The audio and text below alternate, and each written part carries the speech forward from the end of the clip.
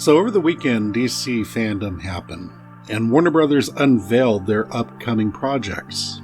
One of the first things that they were to unload on us was the new mission statement of the Man of Steel.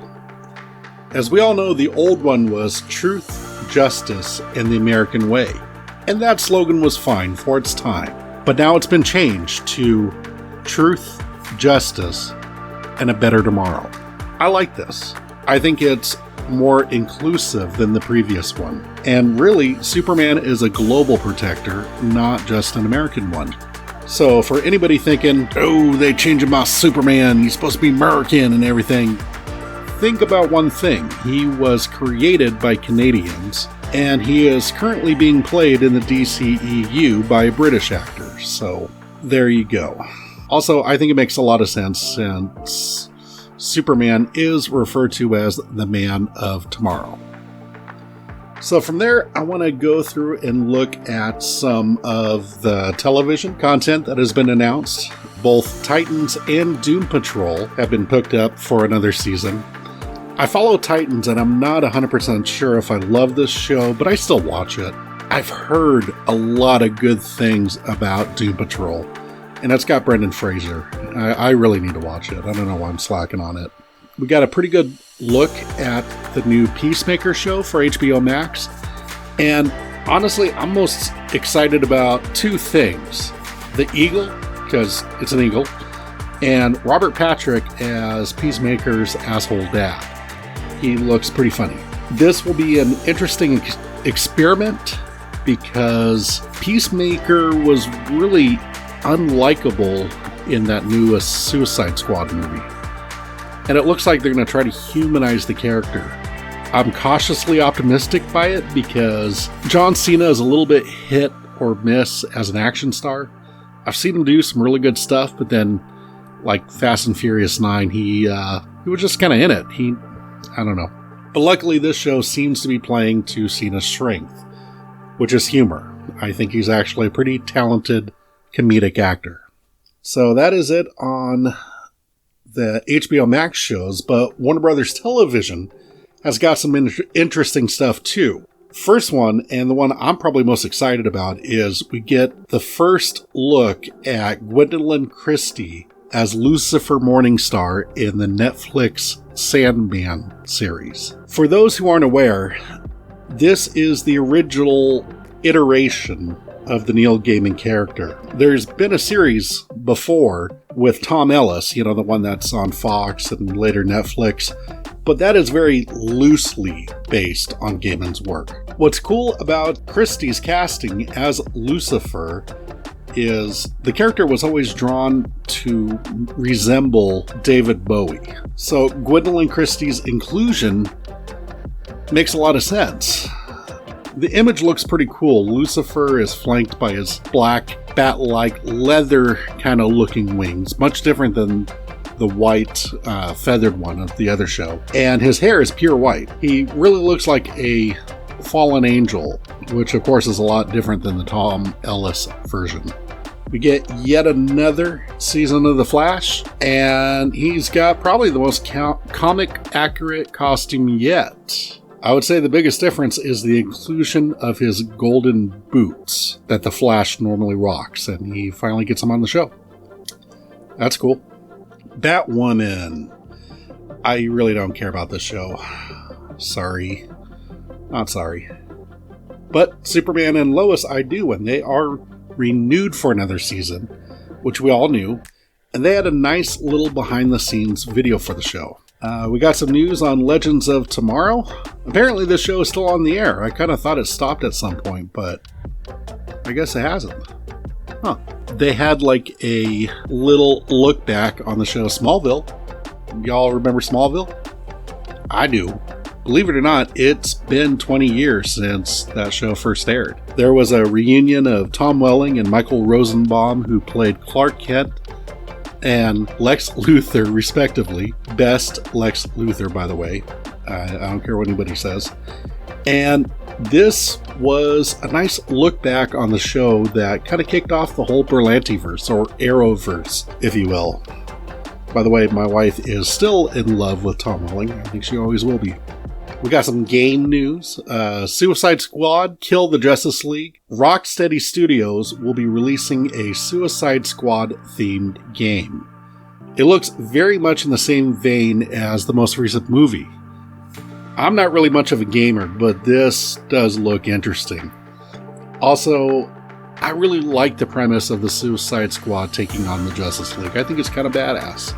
We got a Gotham Knights, Court of Owls.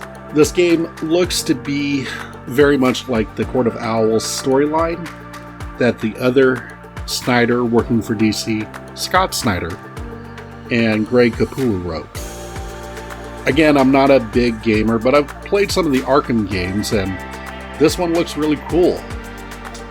So let's get to the ones that we're really excited about, and that's the movies. Well, with Aquaman 2, we got a little behind-the-scenes look at Aquaman and the Lost Kingdom. We got Momoa and Jason Wan both returning for the movie.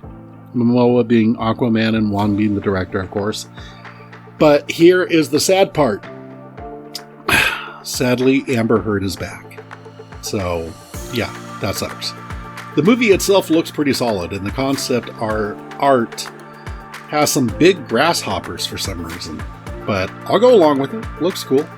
And I'm glad that they'll be spending some time in the movie outside the ocean, because we can only take so much of that. We got a better look at Shazam! Fury of the Gods. And remember, we had that teaser of a teaser a couple months ago with Shazam and the lights out, and now we get a better look of it, and it looks like a legitimate trailer. They did away with that muscle suit that Zach Levi was wearing in the first one, and he looks a ton better. We got the whole Shazam family.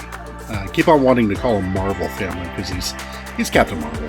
Fight me on this if you want. Oh, Helen Mirren. She looks badass in this movie, and I'm so happy she's still getting roles like this in action movies. That's nuts. But it's awesome. Awesome nuts. Ooh, Black Adam. We finally get a bit more from the Black Adam beyond Dwayne Johnson just kind of talking about the movie. It's not much. It is definitely a teaser, but we actually get to see Black Adam, and it looks pretty good. One thing I am pumped about is Pierce Brosnan. He's Dr. Fate, y'all. That's awesome. Next, we got the Flash movie. Now, I would consider this one of the biggies. One of the ones that we've all been kind of looking forward to. Not so much that we're excited about Ezra Miller's Flash, but for the implications of the DC movie universe. Now, I did do a Flash video not too long ago, and it kind of explains all the delays and the implications that this particular movie could have extending beyond itself into the DCEU. I'll link the video in my bio if you want to check it out. But this movie could be a game changer. Either good or bad. We don't know yet. But the movie on its own merits that we saw from the trailer does look pretty solid. I think we saw Batman's mask, the Ben Affleck version, just kind of laying around somewhere. Looks like a lot of it takes place, at least in the trailer that we saw, at Wayne Manor, which is different. And of course, we get the long Batman ears, the Tim Burton Batman ears. And that totally excited me. The little kid that still lives inside me that remembers seeing the Batman movie in 1989. Yeah, I was excited. I was like, yay. Speaking about Batman, we got the Batman. This is the Matt Reeves version. And this, I would say, was probably the marquee event of the DC Fandome. Going into this, I was a little bit nervous when Matt Reeves was announced to direct, and then especially after Ben Affleck left and they replaced him with Robert Pattinson. But damn, this movie looks awesome. Gotham City looks awesome. It looks like a David Fincher crime movie.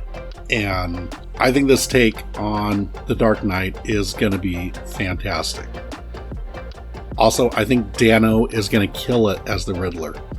I mean, I don't want to get anybody's hopes up because I don't know. I'm just a dude guessing. But to me, this kind of screams like Heath Ledger in the 2008 Dark Knight. I mean, it could be that level of villain that he's going to play. Oh, I almost forgot. The end shot of that Batman trailer is perfect. You get the point of view of the Penguin. So you see Batman walking toward him, but he's upside down. I thought that was really effective. I thought that was pretty damn perfect. But now let's talk about the things that were not mentioned.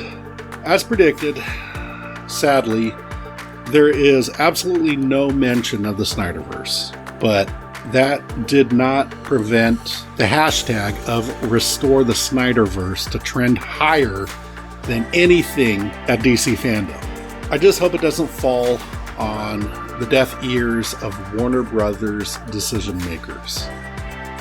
I haven't given up faith yet that the Snyderverse can't come back, but it's definitely an uphill battle for some reason. As I said, they're just tone deaf. Also, no mentions of any inclusion of the Henry Cavill DCEU Superman into any of the projects. He could pop up as a cameo in Black Adam. I think that would probably be the most likely because Henry Cavill and The Rock share the same manager in Danny Johnson.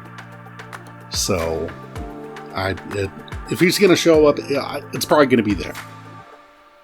I was also kind of surprised to hear that there was really no mention of a third Wonder Woman movie. But I think it's because Patty Jenkins has the Rogue Squadron movie for Disney's Star Wars. Wonder Woman project has probably just been pushed back until she's available. But there's no way that they're going to do another Wonder Woman movie without Patty Jenkins. Those were pretty much the key moments of DC Fandome. Again, no Snyderverse, sadly. I guess maybe we'll have to wait till 2022's DC Fandome to see if there's any news on that. Anyway, if you like this video, please hit like and subscribe for more awesome content, and also to keep feeding my ego, because who doesn't like to be liked? Anyway, fare thee well, my friends, and take care.